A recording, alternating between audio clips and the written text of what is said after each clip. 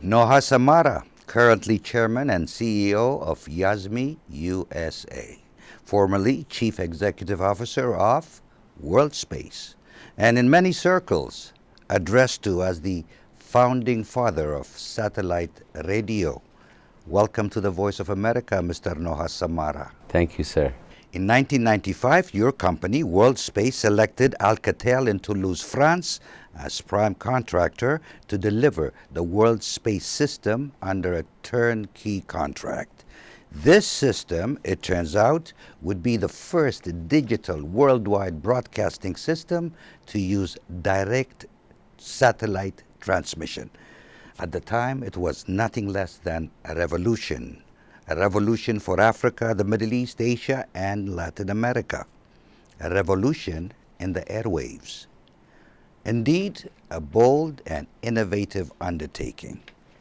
How did you first come up with the idea? A young person, just fresh out of college, working at a law firm, and from there to come up with an idea to finance and transport satellites into space. Simply remarkable. Take us back to the early days where the idea of world space and Afri space started to germinate. So first I should say it happened in large part because I was too young to know better. But at some point over a longer period of time of my education itself, I learned that information was the building block of all civilization. In fact, the building block of everything that we know. Information at the human level, at the physical human level, is in our DNA. That's what makes us different from one another, and that's what makes us who we are. Over time, I realized that the difference in progress between Africa and Europe, or Africa and the United States, was really nothing other than the lack of information in one and the abundance of information in the other. And so the critical question became, how does one create information affluence across this large continent of Africa, or for that matter even in large parts of Asia? And that's how the idea of World Space initially, and now Yazmi, was born, was really to create information affluence everywhere where there was dearth of information. You have been quoted as saying that African countries are at the bottom of the ranking as far as education is concerned. In your speeches, you cite studies that show that out of 128 million school-age children in Africa, 17 million will never attend school. To put it bluntly, you say the facts that define education in Africa are not good. So, what, in your opinion, are the key factors that can enrich Africa's future in education? So, in terms of these facts, first we state them because if you want to correct a problem, the first place to start is to acknowledge the problem, the magnitude of the problem, so that you can create solutions around that magnitude rather than coming up with solutions that fall short of what needs to be done. So that's number one. Number two, in terms of these facts, these are facts that have been generated by organizations like Brookings Institute, the World Bank, UNESCO, UNICEF, BBC, studies that have been made around the world about the state of education around the world. And African countries have consistently ranked in the lower categories of these global rankings in education. So there are four factors, I would say, that are really important in solving the problem of education. One is the first and most important thing that governments need to do if they want to see change in education is to make large commitments, bold, large commitments in the field of education, because that is the critical building block the most important infrastructure of all infrastructures. It is the infrastructure at the mind level of your population. You're building the infrastructure, the mind infrastructure of your people. So investing in education and investing boldly in education, not 3, 4, 5% of GDP, but much larger amounts of GDP, to really affect and effect change, is the most important thing that can happen. The second thing that can happen in education is to create an infrastructure that would deliver education in as variable a way as possible. Education is standardized often, and not all students are learn in a standard kind of way. So another very important thing to do is to make sure you educate to fit the needs of your student population. So if your student population has serious reading impairment as a class or as a group, you want to make sure that reading is taught, not to teach a student, a fourth grade student, who's reading at a first grade capability. To teach them at a fourth grade capability is to basically lose the impact that you can have on that child, because one of the most beautiful things that human beings can do is actually to read. So fitting the education to the needs of the student base is a critical element. There is,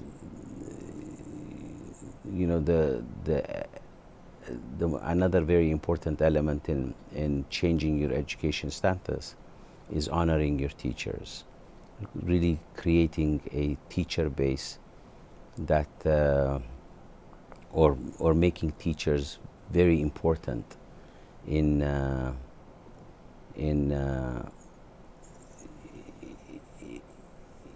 empowering, not just empowering teachers, but making the job itself as attractive as possible. I think it was Leah Iacocca who said, in a rational society, the best of us would be teachers. So basically, from what you're saying, providing quality education to those who don't have access to seems to be your motivating factor and a driving force in your thinking. At a recent speech you gave at the Africa Union in Addis Ababa, you started out by saying that education is not a preparation for life, education is life itself. Then you go on to state that there is nothing we could give the children of Africa that could be more powerful, more enduring, more liberating than the experience of flow. Flow, a psychological phenomenon. I presume briefly explain the notion of flow. So the notion of flow is something that has been talked about and studied under positive psychology. It's a modern phenomenon, but really it originates, the idea itself originates in old Eastern religions like Hinduism and Taoism. The notion of flow is something that has happened to you, I am sure, has happened to me, I am sure, in fact I know, has happened to many people. And this is when, every so often you get engaged in an activity and you're so absorbed by that activity that you lose the sense of time. You might lose the fact that you haven't eaten the whole day. You might forget everything that is around you in a focused way, but not in a obsessive focus. It is a loving focus, a joyful focus, so that you get lost into whatever it is, that the activity that you're doing. And because of the intense discipline of your mind and the intense challenge that is equal to your intense discipline and presence of mind, you actually get into that state where you solve the challenge. Interesting. At this point, Noah, to proceed further without introducing to our viewers your latest venture, the Yazmi system, would be a disservice to our viewers. Satellites in particular have delivered leaps in technology in several domains, has developed a game-changing solution to deliver uniform, quality content and information where it is most needed. Yazmi's satellite delivery solution offers a unique opportunity to enhance student learning as well as teacher effectiveness and motivation. The area covered by satellites AfriStar 21 East and AsiaStar 105 East is inhabited by 5 billion people living in 127 different countries, many of them living in areas afflicted by poor or non-existent internet connectivity and electricity. Yazmi's mission is to leverage its unique satellite infrastructure to create an ecosystem for governments, organizations and corporations to broadcast educational content which is globally accessible, affordable and tailored for local use. So why don't we take time out and listen to an interview I did at your Silver Spring, Maryland headquarters with your Chief Technology Officer, Dr. Srinvasan Rangarajan, better known as Dr. Ranga. So I first started out by asking Dr. Ranga what the Yazmi system was all about. So when you now marry the satellite technology with these tablets, that means you can integrate this kind of a little receiver into a tablet. See, this is like any other normal tablet. In that inside, you won't believe it, has got the Yazmi receiver. Wow. With the result, whatever you do with the tablet, you can do it. Like you can definitely watch a video, you can listen to songs, you can get the multimedia rendered. But in addition, because of the satellite link, this becomes dynamic contents. That means from a remote end, you can create a classroom on the palm of the student's hands. And that is the transition which happened in the recent years. See, the firstly is that we have to compare apples to apples, which means that ours is much more than just a tablet, because we have the connectivity, and as I was mentioning, we bundle all the services. We don't charge for the service at all. Lifetime usage of the satellite bandwidth, everything is included in the price of the tablet, even though it is just the tablet which they buy. Because we believe that our large numbers where you deploy is where we should make our economic model. And from that point of view, suppose you have this kind of a tablets are basically almost at the same price as other tablets, but then it has got educational apps, it has got proven apps which are very specifically field proven, plus the fact that there is a satellite connectivity, the satellite antenna and the lifetime service on the satellite is all included. The only thing which is optional, which is also extremely important, is the solar charger. See, this is also designed by Yazmi. It's Yazmi's own design of the solar panel. This is the solar. Yeah, and then a little charger. And what it does is, it totally dispenses with the requirement of electricity, because you can run when, the tablet has the advantage that when you are actually using it, you don't need a AC mains connection because it has got a battery. The battery requires to be charged, which can be done by AC mains. But in places where there is no AC, you just use the solar power and charge this. And that itself, I tell you, in Africa, makes a lot of advantage, because it's so, we may not have internet, but we have a lot of sun energy. So we can as well use it, go green.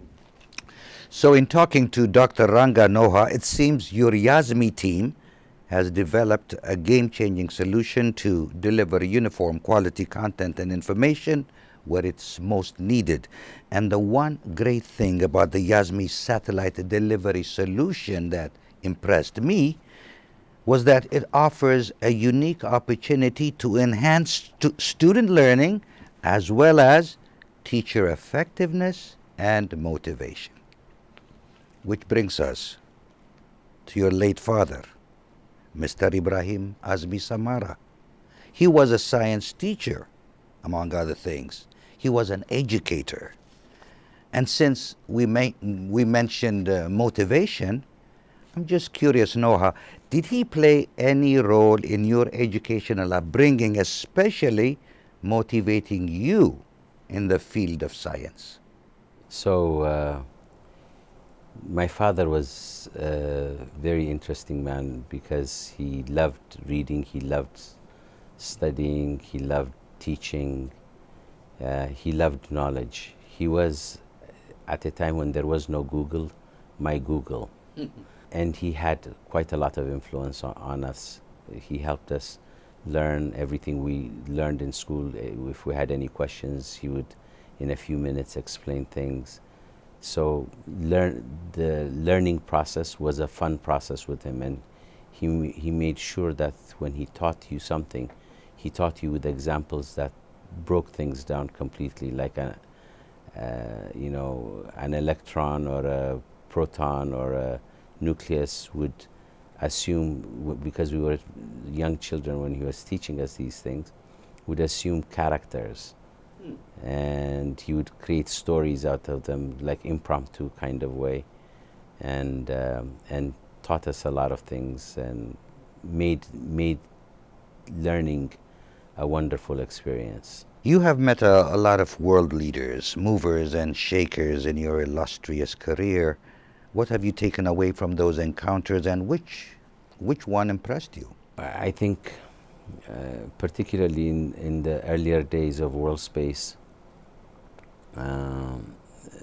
starting that company, I was pretty young, and so meeting people and meeting world leaders in either different fields or national leaders was always something to look forward to. But over time, you look back and you start saying, which meant something and which did not. I think probably the one person that both influenced me and spoke to my experience as an African on a journey to solving purely African problems was President Mandela.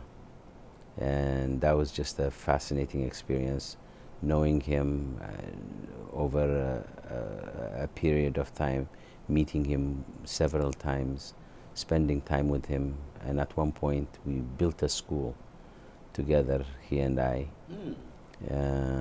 in a township outside of Soweto called Freedom Park. So that itself, just the experience of his dedication, his realness. He was a very real person, in the sense of genuine. Not just, he less a politician, more a leader, as what you might expect a leader to be, in the etymological sense of the word. Being a very successful entrepreneur yourself, any advice on steps young people can take to starting a successful business? It's hard to say because businesses, successful businesses are as varied as the human race. But I think the one advice I would give is solve a problem rather than run a business. To run a business, if you solve a problem, and the bigger the problem you're solving, the bigger your market. At the end of the day, the best businesses solve somebody's problem. I need to be in contact with people while I'm on the move. So somebody comes up with the cell phone idea or telephony on the move. I need to have information on my fingertips. Boom, comes Google. So I think the best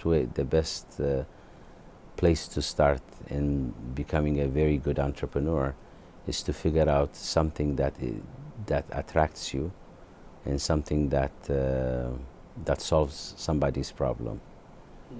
The solve somebody's problem is important because if you're going to spend an hour figuring out something and it pays you $1 million, or you spend an hour figuring out something and it pays you $20 million, it's best to spend it on that thing which delivers the big, from a business point of view, the bigger return on your investment. But it's equally important to also remember that you need to be interested in what you're doing. When I started WorldSpace, I was 32 years old, and there was at the time no one that looked like me launching satellites. But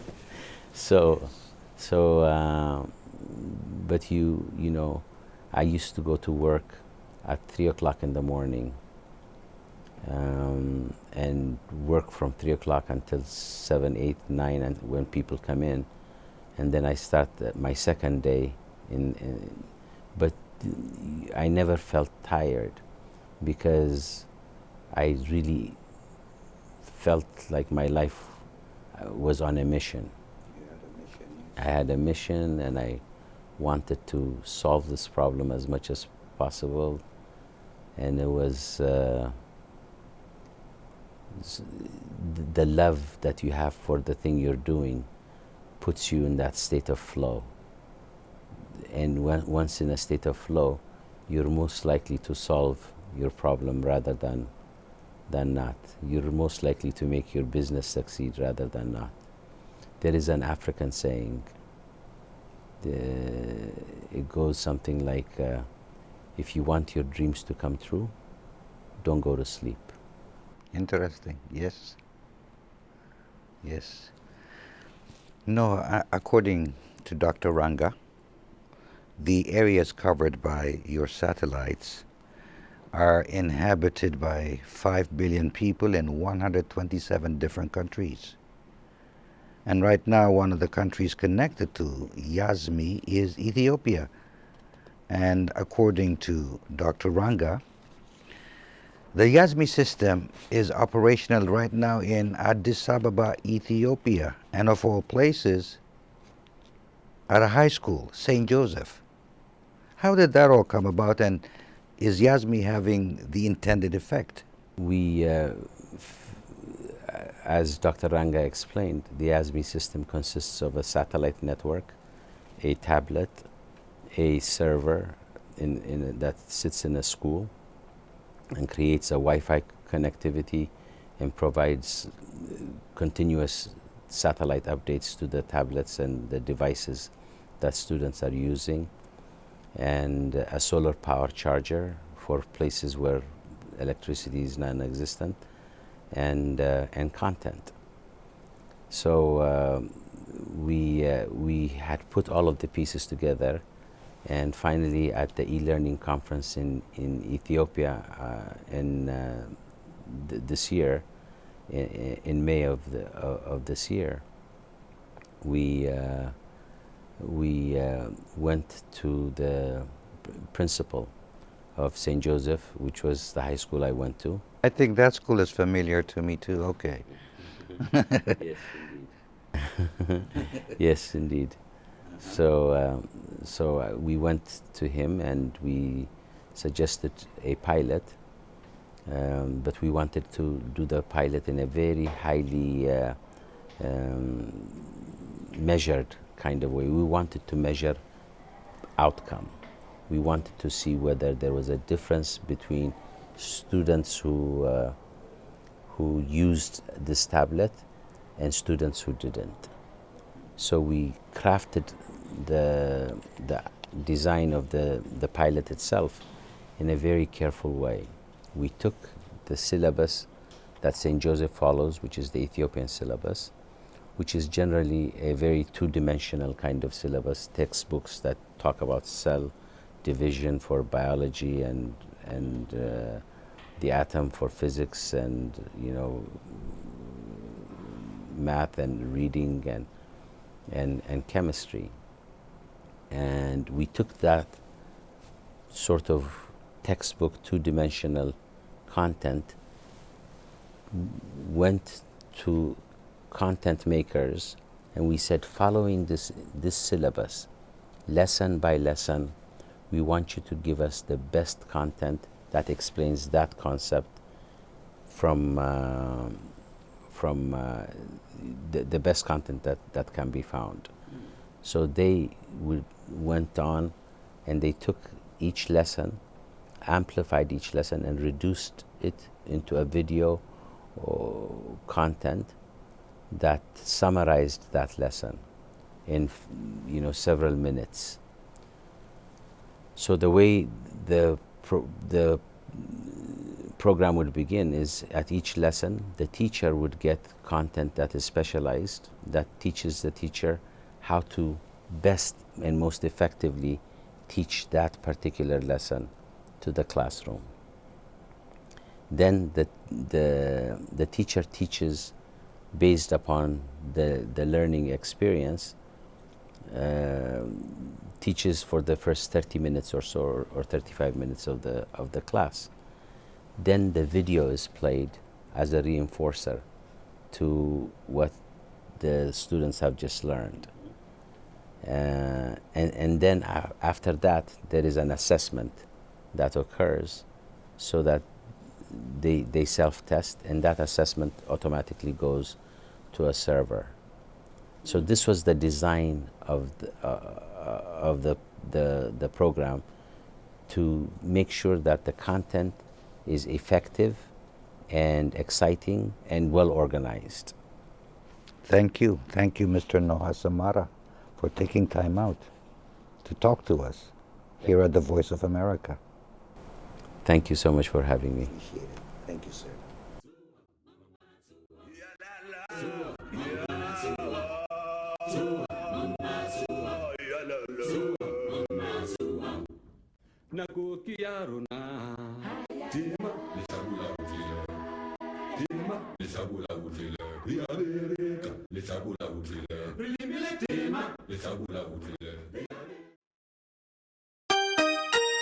VOA.